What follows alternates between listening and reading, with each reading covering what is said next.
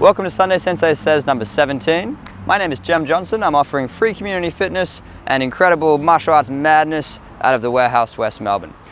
The lesson of the day is to stay positive in all the little things. Right, now we've spoken about positivity before, but I really want to drive this point home because here's the thing. Positivity makes you healthy. Negative people who complain a lot, they become unhealthy easier. They get sick often, they get injured often. There's countless cases of this. People in hospitals, when they stay positive, they heal. People in the PT world, when they're positive about their health, when they're not afraid to stand on the scales, when they're staying positive about their diet and their exercise, they lose weight faster. You can 100% influence your health with your attitude and your mindset. If you just maintain a positive outlook on life, you know, your world is a reflection of your mind. So if you just say to yourself that the glass is half full, you maintain an optimistic attitude towards everything, then you'll find yourself getting healthier in lots of little ways. And you'll find that you bring cool people into your world as well, because positivity breeds more positivity.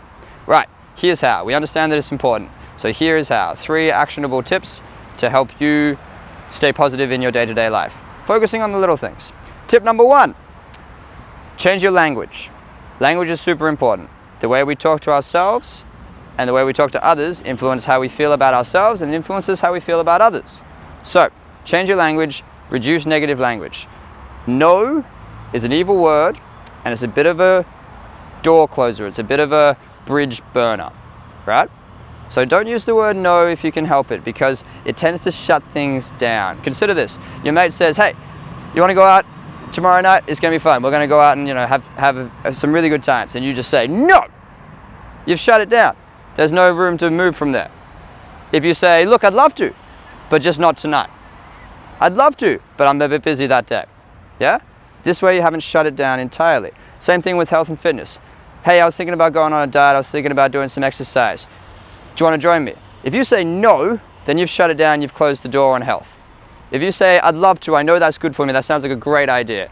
I'll look at it soon. You're leaving the door open. Okay, so remove no from your vocabulary. You can do it in a bunch of ways. I use not yet. I use not now. Instead of saying I can't do this, I say, oh, I'm not very good at this at the moment. Instead of saying, man, I'm really bad at this. I suck at this exercise. I say, you know, I'm not quite there yet. Right now, I'm not quite where I want to be with this exercise.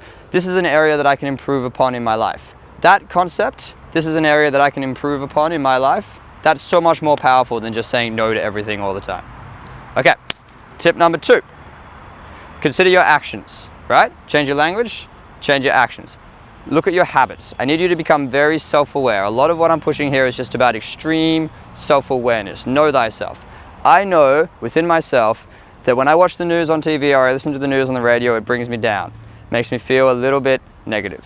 So, I tend to avoid the news, right? It's a simple trick. And I never miss out because my clients tell me things and I hear everything anyway. So I try not to expose myself to too much news. When the news comes on the radio, I tend to just put a CD on. I'd rather listen to music. I'd rather keep my frequency positive. Change your frequency. Important concept. Here's a good example. What if, for example, you're listening to the radio and it's telling you about the weather, or you're watching the news and it's telling you about the weather, and the weather report says that on Friday night it's going to rain, and you get really upset and you get really negative and you're like, man, I had plans for Friday. Guess what? It's Monday morning. You're stressing out about something that hasn't even happened yet. This is Melbourne. The weather changes like that. And you're getting negative about a future event. That's silly. That's madness. So, consider changing your habits. If the news brings you down, don't watch the news. If the weather brings you down, don't watch the weather. Become more self-aware. Tip number 3. Don't waste too much time with negative people who just like to complain. I've spoken about this before. I know I'm repeating myself, but negative Nancy's are just going to pull you down, and you can spend time with them, but not too much. You can hang out with them and grab a coffee, but not too much.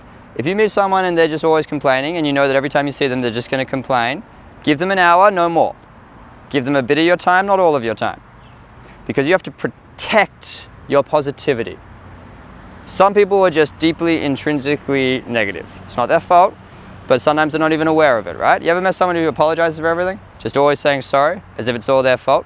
A friend of mine apologizes when she crashes into walls. She says sorry to the wall because she has this victim mindset. Okay? You don't want to be surrounding yourself with people who complain, because let me put it to you this way.